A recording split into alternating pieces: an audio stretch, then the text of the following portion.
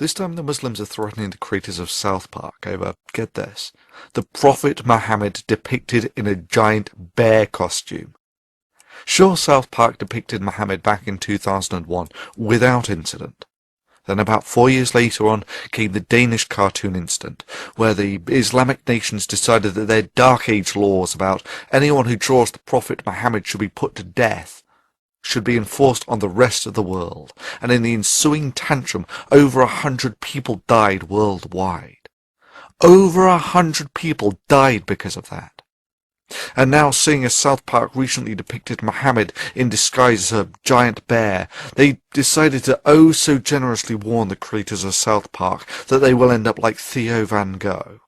You know, the unarmed guy who was cycling to work before he was shot 8 times, then stabbed and then had his head cut off, simply because he made a film critical of Islam. Bravo on a prime example of why your religion has no place in the first world. You see, all that barbaric stuff in the Quran about cutting off arms, legs, tongues, heads and so on, Sharia law you call it. You know, all that stuff that you actually enforce in the Middle East about stonings and whatnot.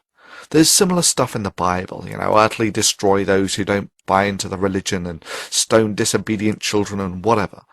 However, ultimately, after 1,500 years of acting very much as you do now, it was convinced in the Enlightenment that that really wasn't the way forwards.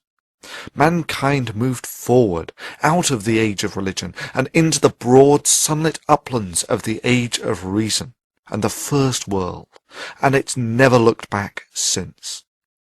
I mean, let me make this absolutely clear. The computer that you're sitting in front of, watching this video on, is a symphony of the fruit of scientific naturalism. You want to live in the first world? You want to live in the age of reason and taste its sweetmeats? That's really not a problem. But like every other religion, you can check your Iron Age baggage at the door, or else go back to the Dark Ages and live in that time warp called the Middle East, where the only glimmers of lights that permeate that dark, dingy human backwater is what spills over from your enlightened neighbours who have not shackled their minds to ignorance. Your alternative is to fight. The only way the nation that has lived in the Dark Ages for 800 years can.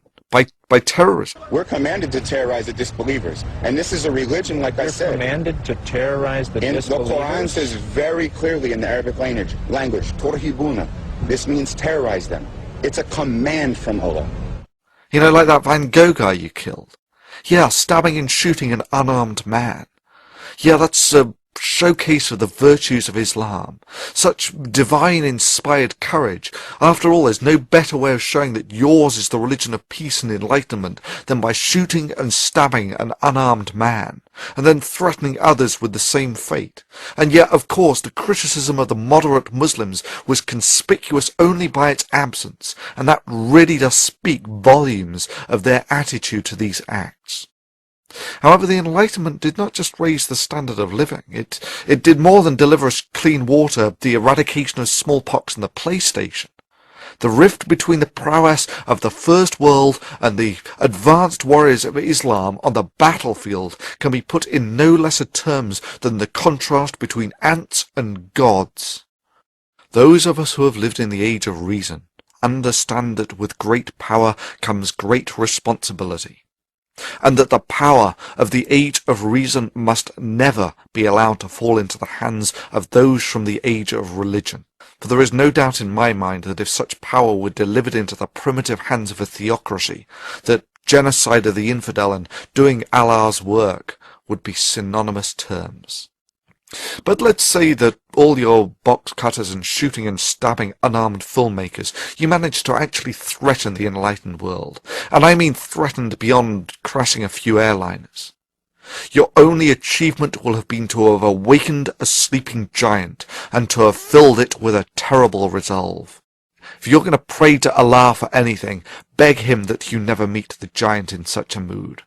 For your continued existence is entirely at the discretion and goodwill of the giant, and that it is all that stands between you being granted continued existence and you receiving yourself the self-same judgment that you would so zealously impose on the rest of the world if only you had the power. So it comes down to the question of your vicious and petty threats against a cartoon creator. That is, your attempt to limit free speech through intimidation. Well, I cannot speak for them, but I can speak for myself, and to those who live in the age of religion I say this. This is the blasphemy that you find so offensive. This is the Prophet Muhammad depicted as a squirrel in slow motion. I did this. Your move. Do your worst, for even your worst will serve as nothing but a catalyst to strengthen the walls of the age of reason, to awaken the giant. Even if you strike your hardest blow, its operationally insignificant effects will simply make us more powerful than your dark age minds can fathom. All you can do is set these words to resonate down the halls of eternity.